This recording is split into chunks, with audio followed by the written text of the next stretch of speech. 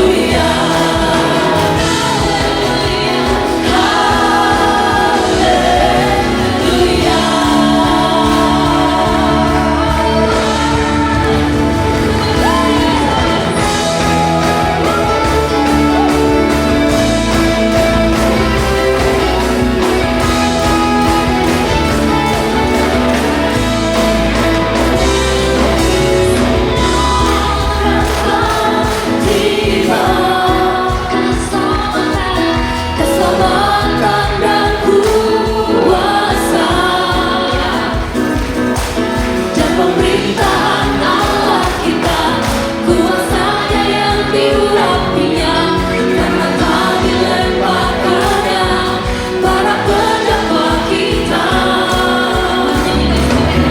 Sekarang telah tiba keselamatan dan kuasa, dan pemerintahan Allah kita, kuasanya yang diurapinya, karena telah dilemparkannya para pendakwa kita. Oleh darah anak domba, oleh kesaksian kita, iblis dikalahkan, kuasanya dihancurkan oleh darah anak domba.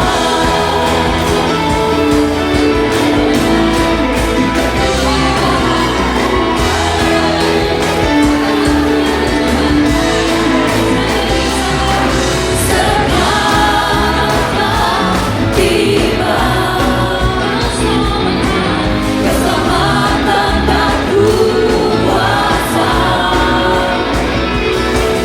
dan pemerintahan Allah kita, kuasanya yang diurapinya, karena telah dilemparkannya para pendakwa kita.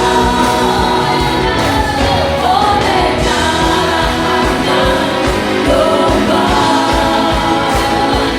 oleh kesaksian kita, iblis dikalahkan, kuasanya dihancurkan oleh darah anak domba.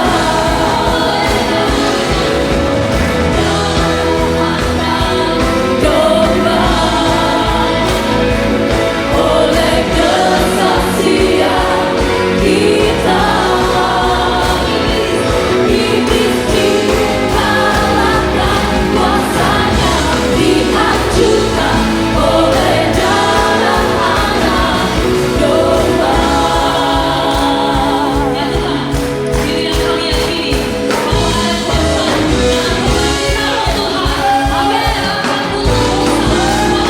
kuasa yang mengatur Tuhan.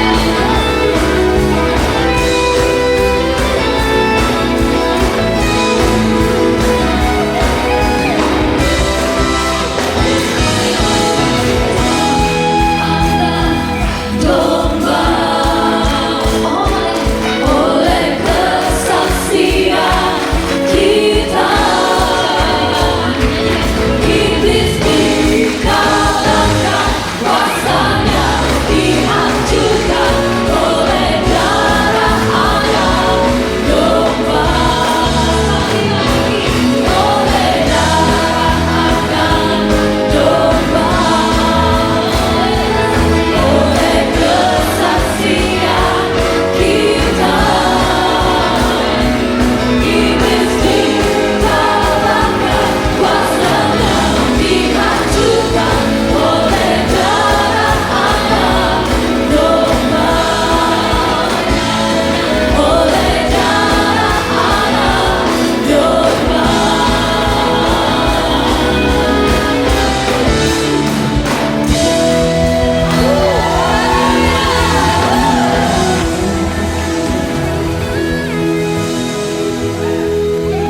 Sekali lagi saya mau mendengar tepuk tangan yang paling meriah dari Bapak Ibu. Sama-sama sorakan haleluya. Dalam hadirat Tuhan, Bapak Ibu boleh duduk kembali. Kita akan masuk hadirat Tuhan. Kami bersyukur Bapa, kami bersyukur Tuhan. Sebab ada nama kami di hati Engkau Tuhan. Sebab ada wajah kami di mata-Mu Tuhan. Terima kasih buat kuasa kebangkitan-Mu yang memerdekakan setiap kami. Terima kasih Tuhan kami yang baik. Kami perlu hadirat-Mu Tuhan. Mengalirlah Engkau di tempat ini.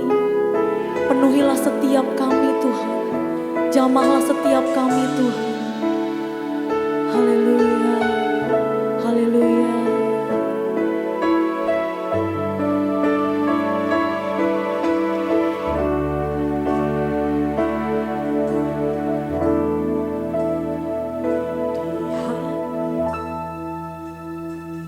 Di hatimu terukir namaku, di matamu terlukis wajahku, bukan karena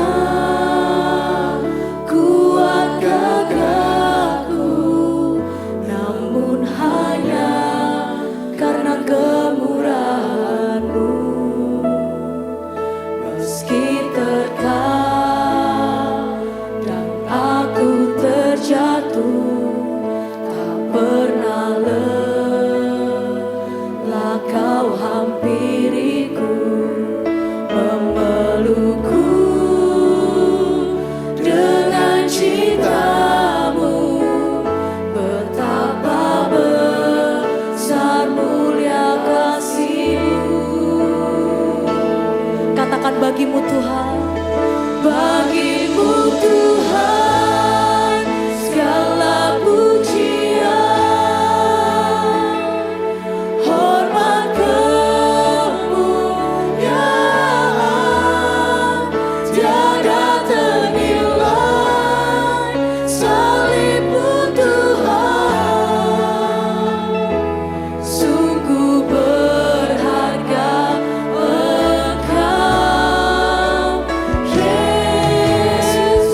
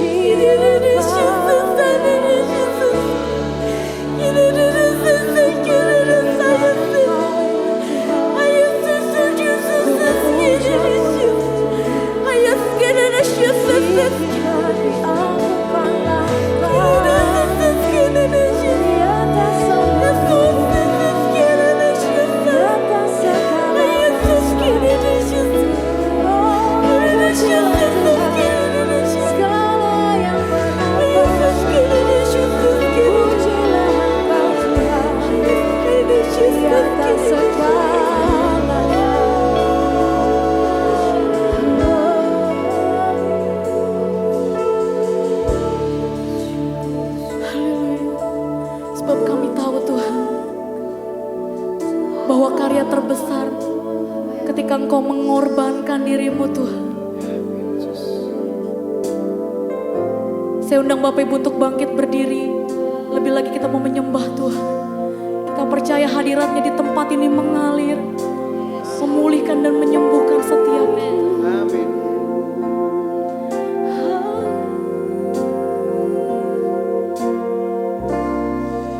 Karya terbesar dalam hidupku, pengorbananmu yang selamatkanku. Engkaulah harta yang tak ternilai, yang ku miliki dan ku hargai. Yesus, Engkau ku kagumi. Karya terbesar dalam hidupku, pengorbananmu yang selamatkanku. Engkaulah harta yang tak ternilai, yang ku miliki dan ku hargai. Yesus, Engkau ku kagumi.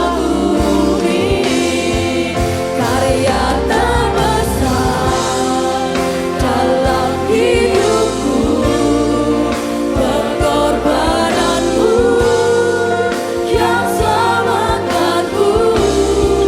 Engkaulah harta yang tak ternilai, yang ku miliki dan ku hargai.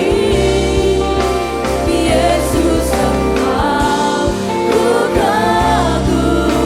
Ya udah Bapak Ibu jemaat saja. Karya terbesar dalam hidupku, yes Lord, pengorbananmu yang selamatkanku. Engkaulah harta yang tak ternilai, yang ku miliki dan ku hargai.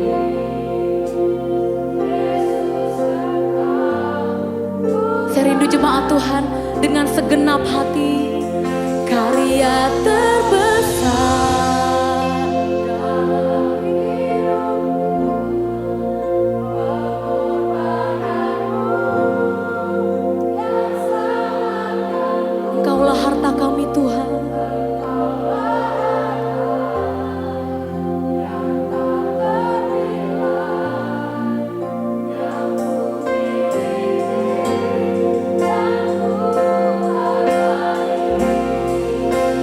Yesus, Engkau ku kagumi. Lebih lagi sembah Tuhan. Karya terbesar dalam hidupku, pengorbananmu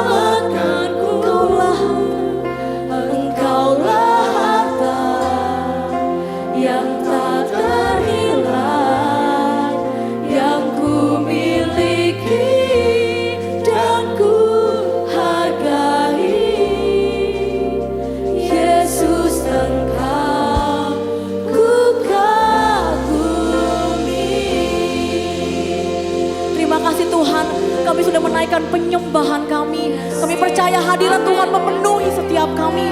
Hadirat Tuhan menyembuhkan kami. Hadirat Tuhan memulihkan kami. Dan kini hati kami siap untuk mendengarkan kebenaran firman Tuhan. Di dalam nama Tuhan Yesus. Yang siap mendengarkan firman Tuhan. Sama-sama kita katakan. Amin. Haleluya.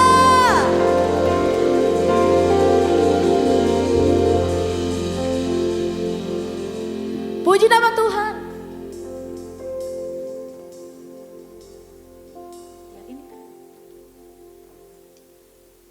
Bapak Ibu yang dikasihi Tuhan, selamat Paskah, boleh salam kanan kirinya, katakan selamat hari Paskah. Haleluya.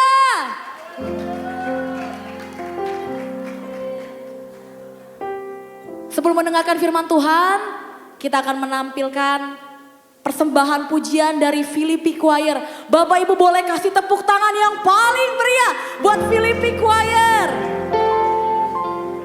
Dan pelatih kita Kak Tio boleh bangkit berdiri Kak Tio. Kita mau kasih aplaus yang paling meriah buat pelatih Philippi Choir Kak Tio.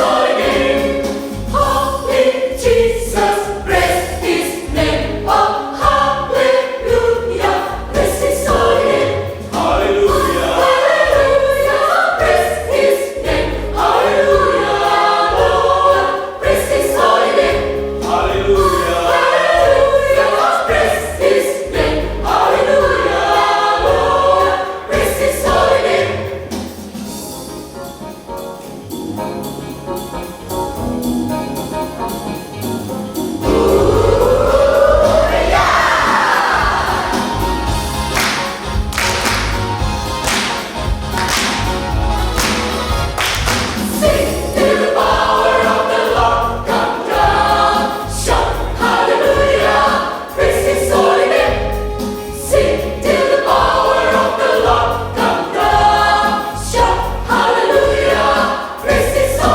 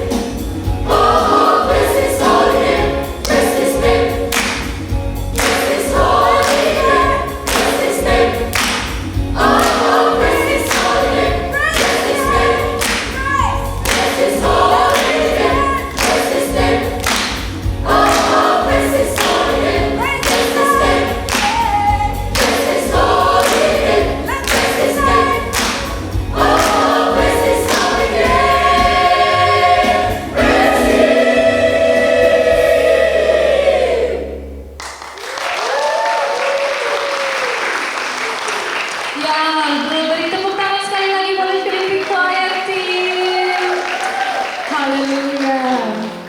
Nah, terima kasih. Kita akan sama-sama mendengarkan firman Tuhan. Mari Bapak Ibu bangkit berdiri.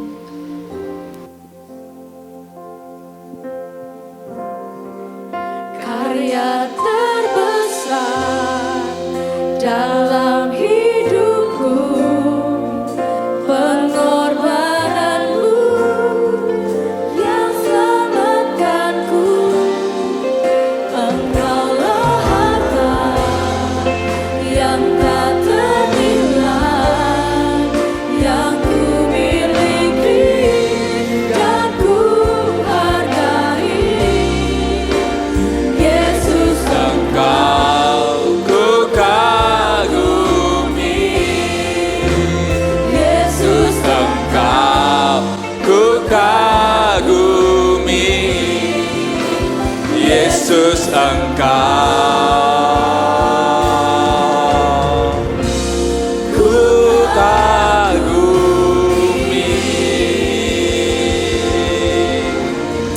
Terima kasih Tuhan Yesus. Terima kasih karena kuasa kebangkitan-Mu adalah kemenangan kami Tuhan. amin. Kami ada hari ini Tuhan Yesus semua karena kasih anugerah-Mu. Terima kasih buat kesempatan kami boleh datang menyembah Engkau, menikmati hadirat-Mu Amin. pagi hari ini Tuhan. Dan saatnya kami akan belajar mendengarkan firman-Mu. Firman yang akan menolong kami mengerti jalan-jalan-Mu, menuntun kami di jalan yang Engkau rencanakan Tuhan Yesus. Buka hati kami Tuhan. Kami siap mendengarkan kebenaran firman-Mu. Urapi setiap kami. Urapi hamba-Mu juga Tuhan. Sehingga apa yang keluar dari mulut hamba-Mu ini adalah firman Tuhan. Dan semua kemuliaan hanya bagi nama-Mu saja. Amin. Terima kasih Bapa, terima kasih. Kami siap dan kami menyerahkan sisa kebaktian hari ini Tuhan Yesus hanya di dalam nama-Mu Tuhan Yesus Kristus. Terima kasih Bapak. Setiap orang yang percaya katakan amin. Silakan duduk Bapak Ibu. Ya, shalom. Shalom. Ya, kita akan baca satu ayat ini sama-sama sebagai ayat utama kita sebelum firman Tuhan ini saya bagikan. Matius 28 ayat 6 berkata, 1, 2, 3, ia tidak ada di sini sebab ia telah bangkit sama seperti yang telah dikatakannya. Yuk, kasih salam satu dengan yang lain, katakan, kuasa kebangkitan kemenangan kita. Ya. Amin Bapak Ibu ya. Kuasa kebangkitannya adalah kemenangan kita. Selamat datang di Minggu Paskah. Hari ini kita ada 3 ibadah. Ibadah jam 6, jam 9 dan jam 6 sore. Terima kasih buat teman-teman Praise and Worship. Mereka kerja keras. Mereka latihan 6 bulan lamanya untuk menampilkan beberapa lagu yang kita bisa nikmati. Saya mengapresiasi. Keren, ya. Next level lah kalian. Oke, ya. Firman Tuhan hari ini bicara tentang Paskah, kebangkitan Tuhan Yesus. Karena kebangkitan Yesus memberikan harapan di dunia yang penuh pertanyaan. Ada 4 pertanyaan yang sering ditanyakan oleh orang di zaman modern ini. 4 pertanyaan ini 4 pertanyaan yang mendasar, yang seringkali ditanyakan oleh setiap kita. Tidak hanya orang percaya, bahkan orang di dunia ini. Ini pertanyaan-pertanyaan yang sangat dasar, di mana Paskah akan bisa menjawabnya. Pertanyaan itu yang pertama adalah, apakah ada harapan di tengah dunia yang penuh penderitaan ini? Pertanyaan berikutnya, yang kedua, apakah hidup ini ada maknanya atau cuma berlalu begitu saja? Pertanyaan berikutnya, apakah masih ada kebaikan di dalam dunia yang sudah rusak ini? Dan yang terakhir, apakah yang terjadi setelah kematian? Dan kebangkitan Yesus akan menjawab pertanyaan-pertanyaan dasar ini. Mereka mencoba menjawabnya dengan cara pikir manusia dan seringkali mentok di satu titik. Tapi hari ini kita mau belajar sama-sama. Amin teman-teman? Mau belajar? Oke, siapkan hati kita. Kita akan mulai dengan pertanyaan yang pertama. Ya. Paskah menjawab pertanyaan, apakah ada harapan di tengah dunia yang penuh penderitaan? Jumat kemarin kita merayakan Jumat Agung, Good Friday, atau Bu Sarah kemarin bilangnya God Friday. Kenapa kita merayakan Jumat Agung? Karena kita melihat apa yang Yesus lakukan buat hidup kita. Kalau kita boleh kilas balik, hari ini kita merayakan, tapi Jumat kemarin Yesus itu menderita di kayu salib. Paling tidak ada 3 penderitaan yang dia terima. Yang pertama jelas penderitaan fisik. Dia dicambuk 39 kali. Kenapa? 39 kali. Ada alasannya. Ya. Lalu kemudian dia dimahkotai duri, dan mahkota duri itu ada beberapa referensi yang mengatakan durinya itu sebesar atau sepanjang 1 cm sampai 2 cm. Dan itu diletakkan di kulit kepala, bagian yang kulit yang memiliki syaraf paling banyak. Jadi itu akan menimbulkan kesakitan yang luar biasa. Dan bukan hanya itu, Yesus juga menderita. Dia diolok-olok, dia dihina, dan dia harus memikul salib. Salib yang Yesus pikul bukan terbuat dari styrofoam, tapi terbuat dari kayu, dan beratnya 136 kilo. Kalau Bapak Ibu pernah angkat beras, itu maksimal 50 kilo. Itu 136 kilo, 3 kali lebih berat. Dan Yesus membawanya ketika dia dalam kondisi yang sangat-sangat lemah. Dan dia harus disalib. Tahukah Bapak Ibu, ketika Yesus disalib, kalau kita lihat foto, kalau kita lihat gambaran, seringkali kita melihatnya Yesus dipaku di bagian telapak tangan ya. Yesus dipaku itu di bagian pergelangan tangan Bapak Ibu. Dan pakunya itu sebesar 10 cm. Masuk di kedua tulang untuk menahan berat tubuhnya Yesus. Dan setiap kali Yesus bernafas selama 6 jam tergantung di kayu salib, dia harus merasakan kesakitan. Karena untuk bernafas dia harus mengangkat paru-parunya. Dan dia harus mengangkat tangannya yang dipaku di kayu salib. Itulah penderitaan yang Yesus harus lalui. Yang kita perlu sadari. Dan bukan hanya yang sifatnya fisik. Yesus juga ditinggalkan. Dia ditinggalkan oleh Petrus, oleh Yudas, oleh teman-teman yang lain. Dia ditinggalkan, diolok-olok, dan dia bisa dibantu.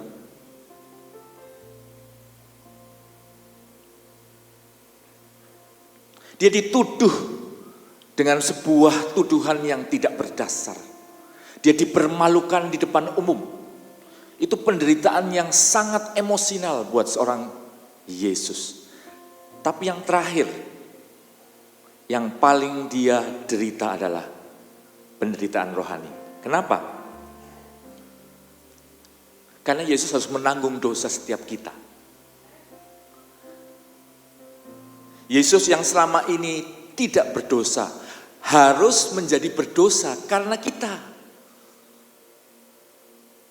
Dan untuk sesaat lamanya, Yesus terpisah dengan Allah Bapa di surga. Maka salah satu dari 7 perkataan Yesus berkata, Ilai, Ilai, lama sabachthani. Allahku, Allahku, mengapa engkau meninggalkan aku? Kenapa? Karena Bapa nggak bisa lihat Yesus yang harus menanggung dosa kita. Bapa yang kudus gak bisa melihat anaknya.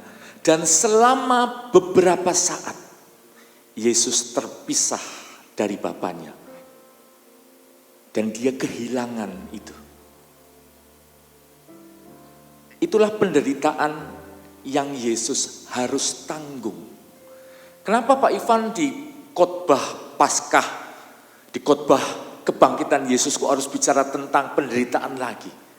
Karena tanpa kita menyadari seberapa Yesus menderita, seberapa dia mati buat kita akan bisa menghargai hidup yang kita hidupi saat ini.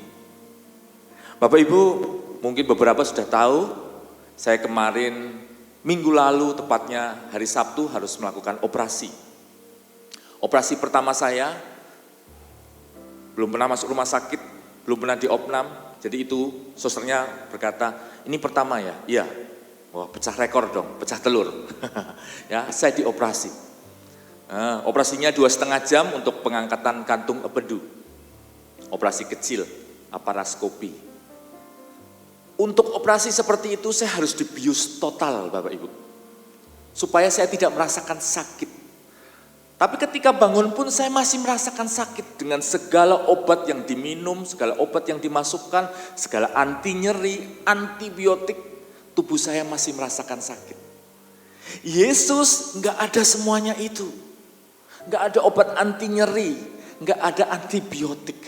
Dia harus menanggungnya dengan tubuh manusianya dia.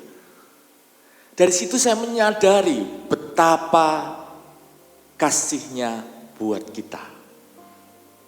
Tanpa kesadaran itu, kita akan menganggap, oh iya Yesus sudah mati. Setiap tahun kan kita rayakan, Jumat Agung, Paskah, nanti kenaikan. Itu kan sebuah budaya. Bapak Ibu, Paskah bukan budaya. Paskah mengingatkan kita apa yang Yesus sudah lakukan. Paskah hari ini mengingatkan bahwa Yesus sudah mati, masuk kubur, tapi dia bangkit. Dan karena kebangkitannya, kita punya pengharapan Bapak Ibu. Amin. Pengharapan apakah yang ada di dalam kebangkitan Yesus? Kebangkitan Yesus menunjukkan bahwa penderitaan tidak pernah sia-sia. Salib itu bukan akhir cerita. Ada kebangkitan. Bagi setiap kita orang percaya, penderitaan yang kita alami itu bukan akhir dari segalanya. Karena ada harapan akan pemulihan. Amin Bapak Ibu. Roma 8 ayat 18 berkata, sebab aku yakin bahwa penderitaan zaman sekarang ini tidak dapat dibandingkan dengan kemuliaan yang akan dinyatakan kepada kita. Ini janji Tuhan. Saya kasih sebuah gambaran ya Bapak Ibu ya. Bayangkan kalau Bapak Ibu ada seorang pendaki dan kita semua sedang mendaki ke satu gunung yang cukup tinggi di mana di atasnya tertutup oleh salju dan ada hujan badai. Ketika kita berjalan di dalam salju penderitaan itu, semuanya gelap, gak kelihatan. Dan yang ada hanya kedinginan, kesakitan. Tapi ketika kita mulai berjalan, kita melihat ada jejak kaki yang cukup dalam dan belum tertutup oleh timbunan salju. Kita melihat ada orang yang pernah melewati jalan itu. Dan itu memberikan pengharapan. Pengharapan apa? Bahwa aku juga bisa sampai ke tujuan. Karena sudah ada satu orang yang melewatinya. Dan itulah Yesus Bapak Ibu. Yesus sudah mendahului hidup kita. Memberikan teladan bagi kehidupan kita. Dan bukan hanya teladan, dia sudah menang. Karena dia bangkit. Maka di dalam kebangkitannya, itulah kemenangan kita. Pengharapan kita. Amin. Pertanyaan pertama akan dijawab. Apakah ada harapan di tengah dunia yang penuh penderitaan? Jawabannya adalah ada. Bukan di seberapa banyak harta yang kita miliki, bukan di seberapa kuat koneksi yang kita punyai, bukan seberapa pengaruh yang bisa kita dapatkan, tapi di dalam Dia yang sudah disalibkan, mati dan bangkit pada hari yang ketiga. Yesus sudah menebus hidup kita melalui kematiannya. Maka ada pengharapan Bapak Ibu. Amin. Nomor 1 sudah kita lalui. Ada 3 pertanyaan yang lagi yang kita akan jawab. Yang kedua, Paskah akan menjawab apakah hidup ini ada maknanya. Kita lihat sebuah video ya Bapak Ibu. Ya. Ada suaranya.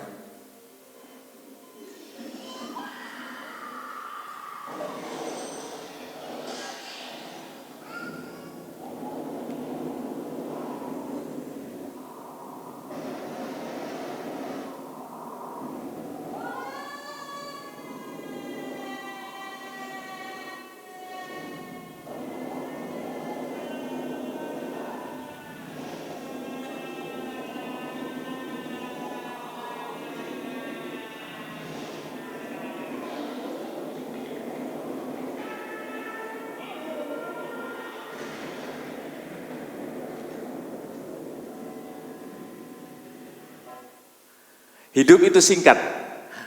Pertanyaannya, apakah hidup kita seperti itu?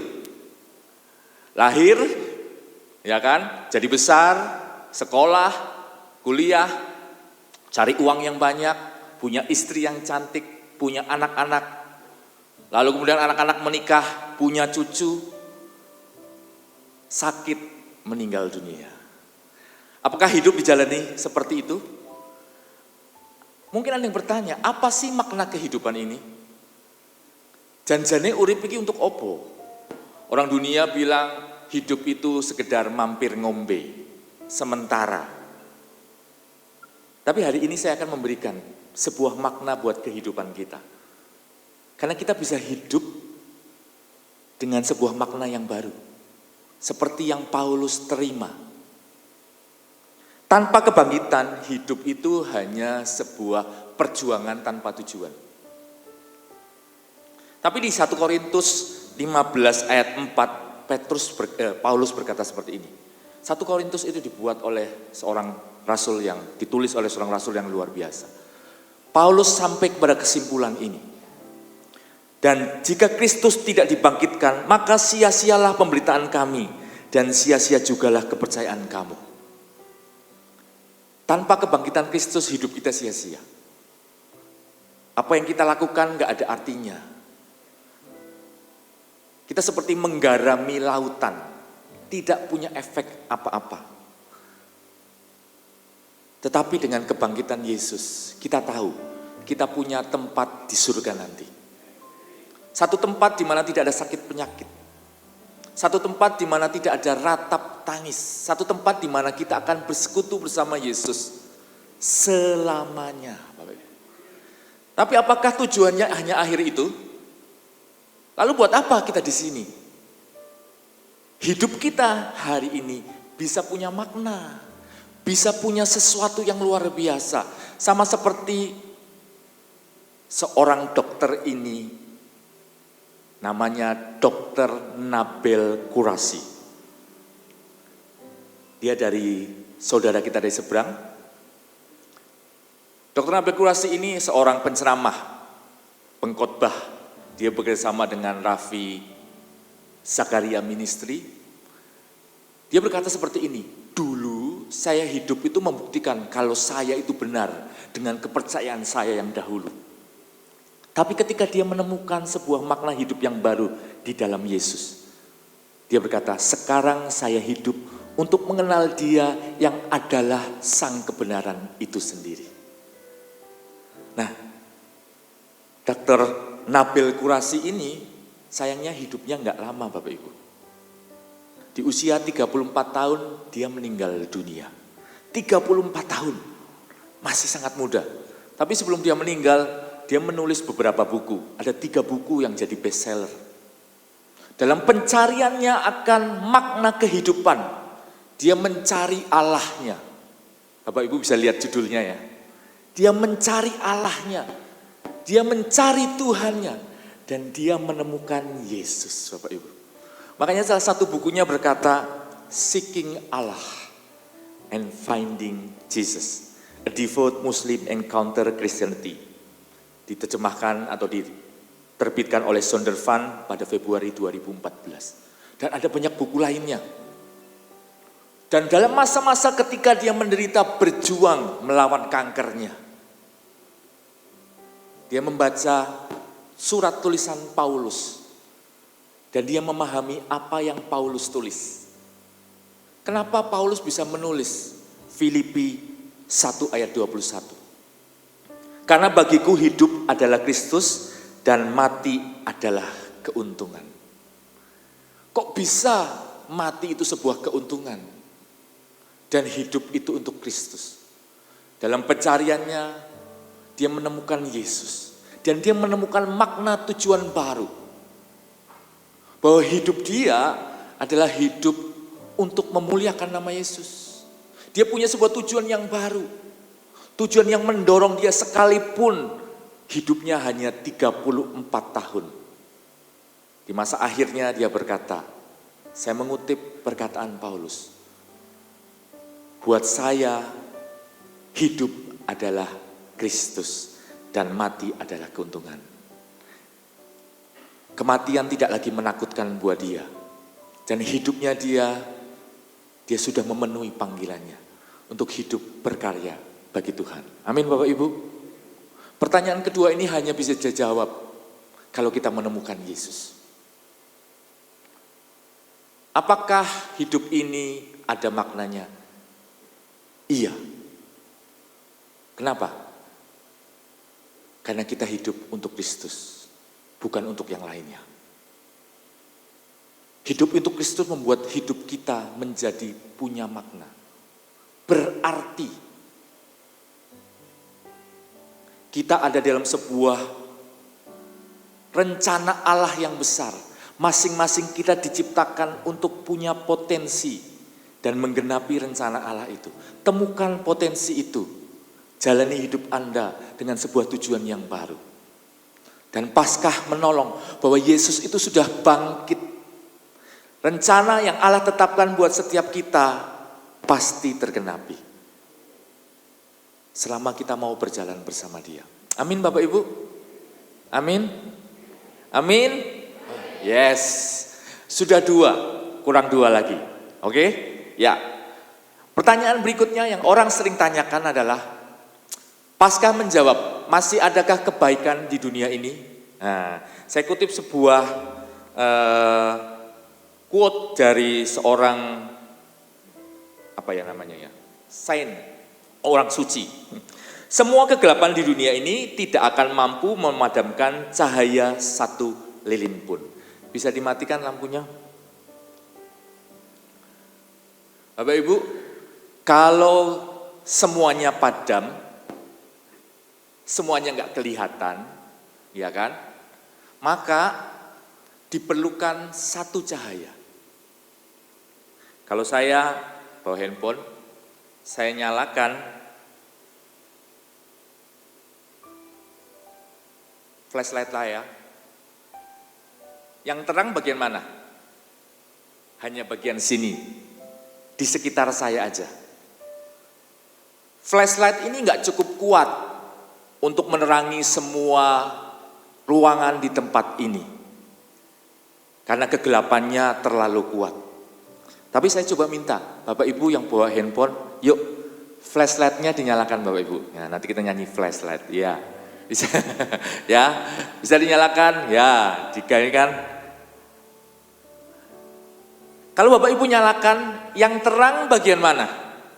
Di sekitar kita, ya kan? Pasti sekitar kita jadi lebih terang, betul. Nah, saya mulai melihat banyak cahaya, ya kan? Sekitar kita akan tambah cerah. Ya, nih kalau yang HP-nya lebih mahal, lebih terang, ya. Ada yang lampunya 5 itu keluar semua, ya. Tapi bayangkan Bapak Ibu, kalau kita semua membawa terang itu, maka kegelapan itu tidak akan punya tempat lagi. Betul Bapak Ibu? Nah, kebangkitan Yesus itu bukti bahwa di tengah dunia yang penuh penderitaan, di tengah dunia yang tidak ada pengharapan, di tengah dunia yang lebih banyak berita buruk, di tengah dunia yang media sosial menggoreng berita negatif sedemikian rupa, masih ada kasih dan kebaikan Allah yang lebih besar daripada kejahatan dan dosa. Amin Bapak Ibu, bisa dinyalakan. Karena Yesus gak hanya bangkit, tapi Dia hidup dan terus berkarya di dalam dunia ini. Melalui siapa? Siapa yang menyalakan lilinnya? Tuhan tidak mendatangkan lilin besar dari angkasa ya untuk menerangi dunia ini. Enggak. Dia menyalakannya melalui siapa? Melalui kita Bapak Ibu. Saya, saudara, gereja ini adalah cahaya terang buat dunia yang lagi gelap ini Bapak Ibu. Kita semua ini adalah jawaban. Orang dunia enggak punya pengharapan. Bapak Ibu punya pengharapan. Karena Yesus sudah bangkit. Dan Tuhan taruh kasih-Nya dan kebaikannya dalam hidup kita. Supaya kita keluar dan jadi lilin ini. Tapi saya kan lilinnya cuma bisa nerangin saya. Betul, kita mungkin gak bisa menerangi seluruh Klaten. Tapi kalau saya, Pak Yuli, Bu Arini, Pak Stefanus, Alfian, semua orang menyalakan lilinnya yang ada di dalam hatinya, maka lingkungan sekitar kita akan mulai diterangi. Betul Bapak Ibu? Mungkin kita jadi terang, jadi kebaikan, jadi kasih buat siapa? Buat pasangan kita dulu, buat anak-anak kita. Tapi kan saya sudah lakukan itu, ya mulai naik. Mungkin Bapak Ibu punya pegawai, mungkin Bapak Ibu punya rekan kerja di kantor. Mungkin Bapak Ibu punya mitra dagang. Mungkin Bapak Ibu punya teman-teman geng naik sepeda motor atau geng sepedaan. Jadi terang buat mereka. Karena Tuhan sudah menerangi hidup kita. Amin. Itulah kerinduan Allah. Makanya jawaban yang ketiga ini hanya bisa dijawab oleh hidup kita. Matius 5 ayat 14 berkata, kamu adalah terang dunia, kota yang terletak di atas bukit tidak mungkin disembunyikan. Demikian pula hendaklah terangmu bercahaya di depan orang supaya orang melihat apa? Perbuatanmu yang baik dan memuliakan Bapamu yang di surga. Tuhan sedang ngomong terang kita itu adalah perbuatan baik kita. Apa yang kita lakukan kepada pasangan kita, anak kita, pegawai kita, teman, kerabat, saudara. Itu adalah perbuatan baik yang sedang kita lakukan. Membawa kasih Allah yang Allah sudah berikan kepada kita, mengalir ke mereka. Dan tujuannya cuma satu Bapak Ibu. Apa tujuannya? Mereka melihat perbuatan baik kita dan memuliakan Bapa kita yang di surga. Kita menjadi terang, perbuatan baik kitalah lilin-lilin itu. Perbuatan baik kitalah flashlight itu Bapak Ibu. Jadi setiap kita punya perbuatan baik yang bisa kita bagikan ke orang lain. Tidak perlu menundanya, bisa mulai saat ini juga. Itulah kerinduan Allah. Kenapa Allah bangkit mengalahkan maut? Karena dalam kebangkitannya dia menunjukkan, aku sudah mengalahkan maut. Dan aku taruh kasih itu di dalam diri kamu. Setiap kita, kemanapun kita pergi, kita bisa membawa perbuatan baik itu. Kita bisa membawa lilin itu, menjadi terang buat sekeliling kita. Kita gak jadi orang baik hanya di gereja ini, 2 jam. Kita keluar, kita membawa kehidupan kita. Kehidupan yang sudah Allah ubahkan itu. Untuk berdampak buat orang-orang di sekitar kita. Lewat apa? Perkataan kita. Lewat apa? Lewat perbuatan yang kita lakukan. Orang ngelihat, kamu naik di gereja kok ketok, sudah semi malaikat. Ya kan? Tapi kok naik di kerjaan rada beda ya. Nah, ayo diubah. Kok di kerjaan kamu kok semi satunya, ya, semi yang sebelah sana gitu ya. Kita bukan amfibi yang hidup di dua dunia berbeda gitu ya. Tapi kita orang yang sama, yang membawa kebaikan itu ke dalam dunia kerja kita, ke dalam keluarga kita. Karena itulah yang Allah rindukan buat setiap kita. Kita itu bukan victim, kita itu victor. Katakan, saya itu pemenang. Kenapa kita pemenang? Karena Allah sudah menang buat kita. Kalau kita itu merasa kita itu adalah victim atau korban, maka yang ada dalam hidup kita adalah saya nggak berdaya. Saya itu cuma korban dari dunia ini. Kita akan gampang menyerah. Kita akan dengan mudah mengasihi diri kita sendiri. Kita nggak punya kekuatan, saya itu nggak bisa apa-apa, saya itu nggak berdaya dan sebagainya. Tapi Tuhan sudah taruh kekuatan dalam hidup kita. Tuhan sudah menang. Makanya kita tuh bukan victim, kita victor. Kita punya mentalitas orang yang sudah menang. Kenapa sudah menang? Karena Yesus sudah menang buat kita. Dan Tuhan sudah kasih sebuah tujuan baru. Tujuan baru apa? Untuk hidup kita itu berdampak, berbagi buat orang lain. Dan kita menjadi orang yang tidak menyerah, tapi berserah. Dan yang terakhir, hidup kita adalah hidup yang menjadi berkat buat orang lain. Maka di pertanyaan yang ketiga ini, jawabannya adalah ada di kita, di antara saya dan saudara. Kita ya yang bisa menjawabnya. Ada seorang dokter namanya Rahel. Dia seorang dokter Kristen yang tinggal di India. 2 tahun yang lalu ketika India mengalami COVID yang sangat parah sama seperti Indonesia, dokter-dokter lain mengundurkan diri. Dia menutup kliniknya. Dia tidak membuka kliniknya. Banyak orang berbondong-bondong hendak mencari obat. Rumah sakit kekurangan dokter, rumah sakit kekurangan perawat. Mereka takut. Tapi seorang dokter muda ini yang namanya Rahel, dia berkata, Yesus sudah mati dan bangkit buat saya. Makanya saya tidak takut mati. Dan saya ingin hidup saya ini dipakai untuk menunjukkan kasih-Nya. Kasih-Nya. Karena Allah sudah mengasihi kita. Amin Bapak Ibu.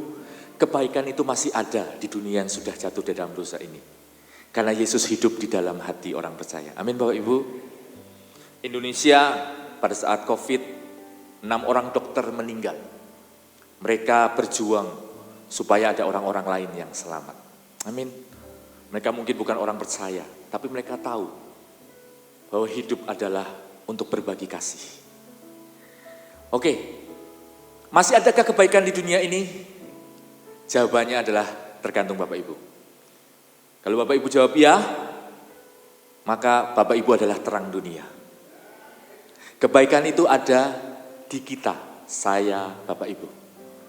Kenapa? Karena Yesus hidup di dalam hati masing-masing kita. Amin. Oke, yang terakhir. Paskah menjawab pertanyaan apa yang terjadi setelah kematian. Nah Bapak Ibu, dunia ini adalah dunia yang takut terhadap kematian. Makanya kemajuan teknologi kedokteran sangat cepat, ditemukan banyak metode untuk menunda kematian, memperbaiki hidup, tingkat hidup orang Indonesia naik dari 65, 70 sekarang sampai 80, 75, 80. Ya kan? Dunia juga punya berbagai program untuk anti-aging. Dan semua itu menunjukkan bahwa dunia ini adalah dunia yang takut akan kematian. Karena buat mereka kematian itu adalah akhir dari segalanya. Tapi kita belajar melalui kebangkitan Tuhan Yesus. Tuhan Yesus menjawab bahwa melalui kebangkitan Yesus ada jaminan bahwa kematian telah dikalahkan. Amin Bapak Ibu. Yohanes 11 ayat 25 berkata seperti ini Bapak Ibu. Akulah kebangkitan dan hidup. Barang siapa percaya kepadaku, ia akan hidup walaupun ia sudah mati. Ya, kita percaya bahwa kematian itu bukan akhir. Kematian itu adalah awal dari sebuah kehidupan yang kekal bersama Tuhan. Dan saya sangat diberkati dengan sebuah buku. Buku ini buku memoir. Jadi buku mengenang seorang hamba Tuhan yang besar. Hamba Tuhan ini namanya Billy Graham. Dan pada buku ini Billy Graham ini dia menulis sebuah kata-kata seperti ini. Kata-kata, menurut saya kata-kata nubuatan ya. Kata-kata yang sangat powerful banget. Billy Graham berkata seperti ini. Suatu hari kamu akan mendengar bahwa saya telah mati. Ya, kita semua tahu Billy Graham sudah dipanggil Tuhan. Bukan dipanggil Tuhan, dia sudah meninggal. Ya, sudah ada di surga. Saya nggak tahu dipanggil atau enggak, tapi yang pasti sudah ada di surga, ya kan? Nah, tapi Billy Graham berkata seperti ini, suatu hari kamu akan mendengar bahwa saya telah mati. Jangan percaya, saya lebih hidup dari sebelumnya. Saya telah pergi ke rumah saya yang sesungguhnya. Wow, saya waktu baca buku ini, saya sangat bersyukur banget ada orang yang diberi hikmat perkataan seperti seorang Billy Graham. Dia ngerti banget. Sekalipun sekarang dia nggak bersama kita, tapi dia tahu dia punya tempat di surga. Karena Yesus sudah mengalahkan kematian itu, Bapak Ibu. Ini sebuah kata-kata yang sangat powerful. Billy Graham punya keyakinan karena Yesus sudah bangkit dan memberi jaminan kehidupan yang kekal. Bapak Ibu, kita bisa belajar dari kehidupan Billy Graham.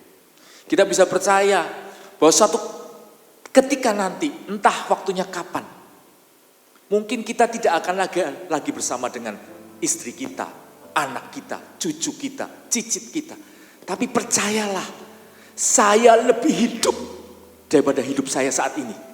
Kenapa? Karena saya bersama dengan Tuhan Yesus. Amin. Kasih tepuk tangan dong buat Tuhan kita.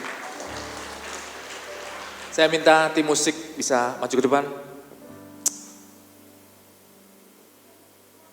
Jadi apa artinya sih Paskah tahun ini? Paskah 2025 bagi kita. Kita bisa menganggap Paskah itu, oh ya ini Paskah berarti bulan April Pak Ivan. Setelah kita merayakan Jumat Agung adalah perayaan Paskah.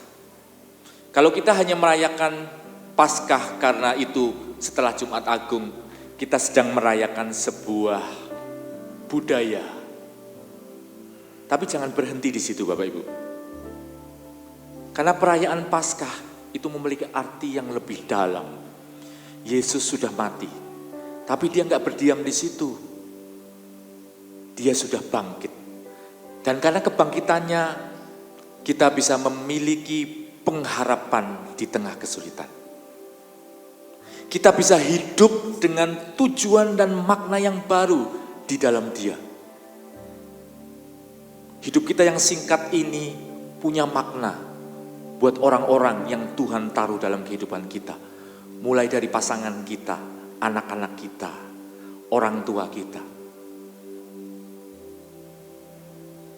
Mungkin mereka punya memori yang baik, berkata, aku punya suami yang terbaik.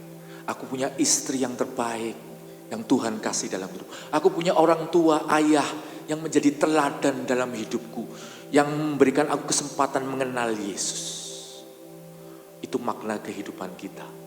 Mungkin ada orang-orang yang bersyukur kenal dengan saudara. Karena ketika orang itu kenal dengan saudara, dia kenal Tuhan Yesus. Kita diundang untuk menjadi bagian dari kemenangan kasih Allah di dunia ini. Dan kita tidak perlu takut akan kematian. Karena ada kehidupan kekal setelah kematian. Bapak Ibu, siapa yang diberkati dengan firman Tuhan hari ini?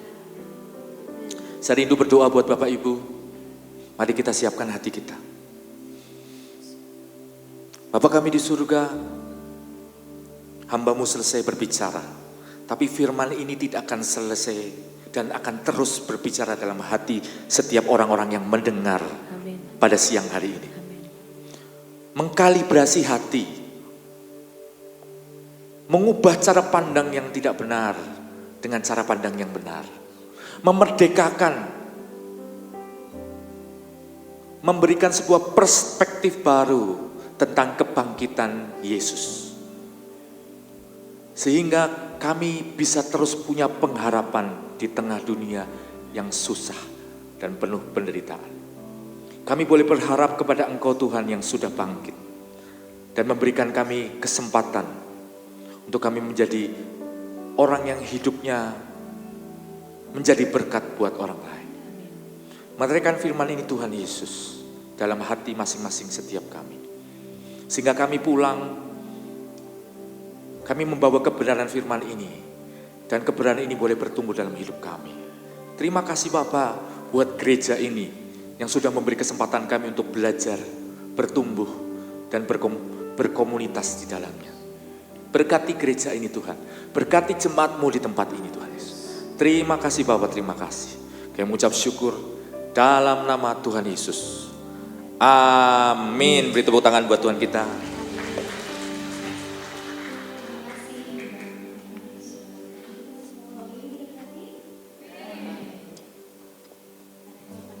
Saya ingin mengundang apakah di antara Bapak Ibu ada yang belum pertama kali hadir beribadah bersama kami di sini. Jika ada, kami mohon berdiri di depan supaya kami bisa menyambut Bapak Ibu. Ya, tidak ada. Kita akan memberikan persembahan. Silakan dipersiapkan persembahannya dan mari kita satu dalam doa. Tuhan Yesus yang baik, terima kasih buat segala berkat-Mu bagi kami. Hanya Engkau Tuhan. Amin.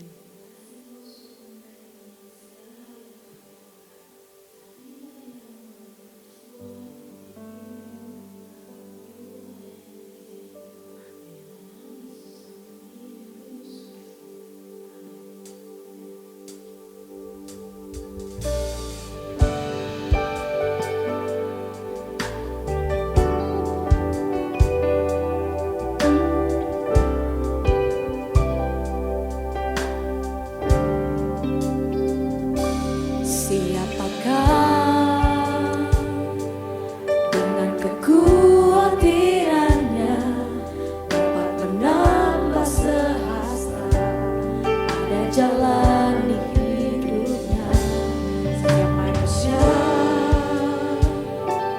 ada beban di hidupnya, tekanan berat terasa. Janganlah menyerah, janganlah menyerah. Bersyukurlah dalam segala hal. Jangan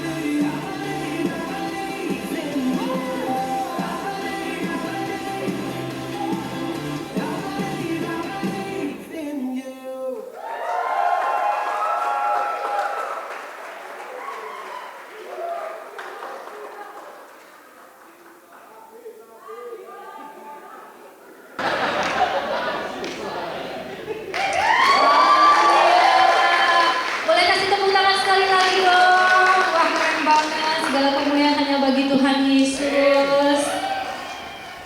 Bagi Bapak Ibu yang rindu putra-putrinya bisa ikut juga dalam tim Filipi Dancer, boleh menghubungi Bu Vero atau Bu Marta dengan minimal usia 10 tahun kalau nggak salah. Ya. Minimal 10 tahun. Ya, kita akan mengakhiri ibadah pada siang hari ini. Mari bangkit berdiri bersama Bapak Ibu.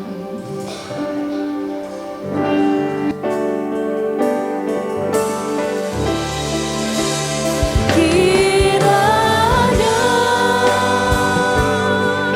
Engkau memberkati aku berlimpah-limpah dan membangun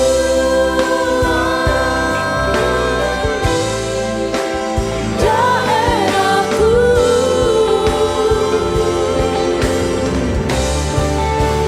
Dan kiranya tanganmu menyertai aku dan melindungi aku daripada malapetaka sehingga kesakitan tidak menimpa aku, sehingga kesakitan tidak menimpa aku,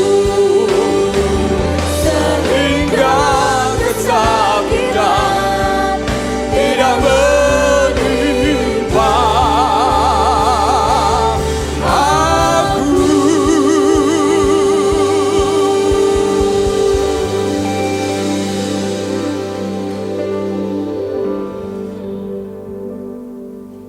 Bapa, sungguh kami sangat bersyukur kepada Engkau.